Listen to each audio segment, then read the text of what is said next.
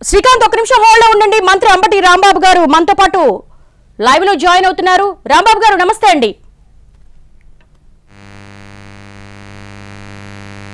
నమస్తే రాంబాబు గారు, ప్రస్తుతం సీఎం జగన్ ఎలా ఉన్నారండి? ఆయనకు అవుట్ ఆఫ్ డేంజరా? మీకు ఎటువంటి ఇన్ఫర్మేషన్ వస్తుంది ఆయన హెల్త్ కండిషన్ కి సంబంధించి? నాట్ దేర్ అండి, బట్ నేను కూడా మీలాగానే వార్త విన్నాను. సో ఇన్ఫర్మేషన్ వచ్చి ఉంటుందిగా మీకు? ఇన్ఫర్మేషన్ నాకు చెప్పినట్టు జగన్ గారికి పైన ఒక గాయమైంది. పెద్ద ప్రమాదకరమైన అంశం, అంటే పెద్ద ఇబ్బందికరమైన అంశం లేదు. జగన్ కి గాయం అయింది, రాళ్లు విషయాలనేది నాకు వచ్చిన సమాచారం అండి. అక్కడి నుంచి చాలా దురదృష్టకరమైనటువంటి పరిణామంగా నేను భావిస్తున్నాను. కారణం ఏంటంటే ప్రజాస్వామ్యంలో డైరెక్ట్ గా ఎదుర్కోవాలి తప్ప ఇలా రాళ్లు విసిరి ప్రజాదరణ చూసి ఓర్వలేక ఈ విధంగా తెలుగుదేశం శ్రేణులు చంద్రబాబు నాయుడు గారి ప్రోత్సాహంతో ఈ రకంగా చేయడం చాలా దురదృష్టకరమైనటువంటి పరిణామంగా నేను భావిస్తున్నాను. ఇప్పుడైతే నారా చంద్రబాబు నాయుడు గారు అధికారం రాదు అనుకుంటాడో చేస్తాడు. That is history.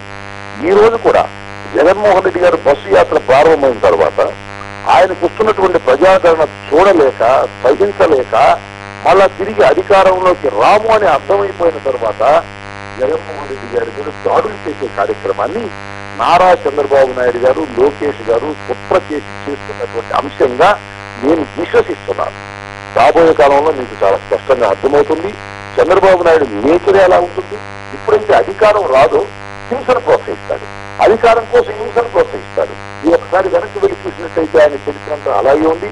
ఇవాళ విజయవాడ నడిబొట్టులో గౌరవ ముఖ్యమంత్రి అత్యంత ప్రజాదరణ కలిగినటువంటి రాజకీయ నాయకుడైన జగన్మోహన్ రెడ్డి గారి మీద రాళ్లు విసిరే కార్యక్రమం, గాయపరిచే కార్యక్రమం చేశారు. ఇవాళ జగన్మోహన్ రెడ్డి గారికి జరిగినటువంటి గాయం తెలుగు ప్రజలందరికీ జరుగుతున్నటువంటి గాయంగా భావించాల్సినటువంటి అవసరం ఉన్నది. దీనికి నారా చంద్రబాబు నాయుడు మూల్యం చెల్లించక తప్పదు. నారా చంద్రబాబు నాయుడు గారు భూస్థాపితమైపోతారు రాజకీయంగా ఈ చర్య వల్లని కూడా నేను మనవి చేస్తున్నాను. ఎన్నికల సమయంలో నేను మనవి చేస్తున్నాను. ఎన్ని ఎన్నికలు జరిగాయండి ఇవాళ? చంద్రబాబు నాయుడు గారి కాలంలో ఎన్ని ఎన్నికలు జరిగాయి? కాంగ్రెస్ పార్టీ కాలంలో ఎన్ని ఎన్నికలు జరిగాయి? ఎన్నికలు జరుగుతున్నటువంటి సమయంలో ప్రజాదరణ పొందుతున్నటువంటి ఒక నాయకుడి మీద ఈ విధంగా రాళ్లు విసిరే కార్యక్రమం చేస్తారా? గాయపరిచే కార్యక్రమం చేస్తారా? చెప్పగలుగుతా ఉన్నా. నేను ఈ సందర్భంగా వైఎస్ఆర్ కాంగ్రెస్ పార్టీ శ్రేణులకి, జగన్ అభిమానులకి నేను మనవి చేసేది ఏమిటంటే వాళ్ళు ప్రజాస్వామ్యబద్ధంగా లేరు, మనం ప్రజాస్వామ్యబద్ధంగా ఉన్నాం. తొందరపడద్దు, ఆవేశపడద్దు. దీన్ని ప్రజాస్వామ్య పద్ధతుల్లోనే ఎదుర్కోవాల్సినటువంటి అవసరం ఉంటుందని కూడా నేను నమ్ముతున్నాను. ఆ ప్రకారంగానే మీరు వెళ్ళాలని కూడా నేను కోరుకుంటున్నాను. నిజంగా అండి జగన్మోహన్ రెడ్డి గారి అభిమానులు నిజంగా ఆవేశపడి రాళ్లు వేయటం మొదలైతే చంద్రబాబు తిరగలుగుతారా? లేదు, లోకేష్ తిరగలుగుతాడండి? ఇదేనండి పద్ధతి. రాళ్లు వేయటం దుర్మార్గం కదండి. ముఖ్యమంత్రి పొజిషన్ లో ఉన్నటువంటి వ్యక్తి అండి, ప్రజాదరణ కలిగినటువంటి వ్యక్తి అండి, ఆయన మీద రాళ్లు వేసి అధికారం సాధించగలుగుతారా? ఇది చాలా దురదృష్టకరమైన సంఘటన. చంద్రబాబు స్వభావాన్ని మరొక్కసారి తెలుగు ప్రజలకు అర్థమయ్యే విధంగా చెప్పినటువంటి సంఘటన. ఈ సంఘటనతో ప్రజలు అర్థం చేసుకోవాలి చంద్రబాబు నాయుడు తెలుగుదేశం పార్టీ ఎంత దుర్మార్గమైందో. ఇదే విజయవాడ నడిబొడ్డులో వంగవీటి మోహన్ రంగారావు గారిని చంద్రబాబు నాయకత్వంలోనే హతమార్చారు.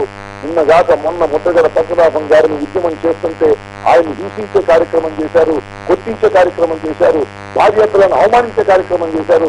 ఆలోచించుకొని తెలుగు ప్రజలారా అనేది కూడా ఈ సందర్భంగా నేను చెప్పదలుచుకున్నాను. రాంబాబు గారు, మీ సహచర మంత్రులు కావచ్చు, అలాగే వెల్లంపల్లి గారికి కూడా దెబ్బ తగిలినట్టుగా తెలుస్తోంది. ఎవరైతే అన్నా కాంటాక్ట్ అయ్యారా? అక్కడ స్పాట్ లో ఎటువంటి ఇన్ఫర్మేషన్ ఏమైనా మీకు తెలుస్తోందా?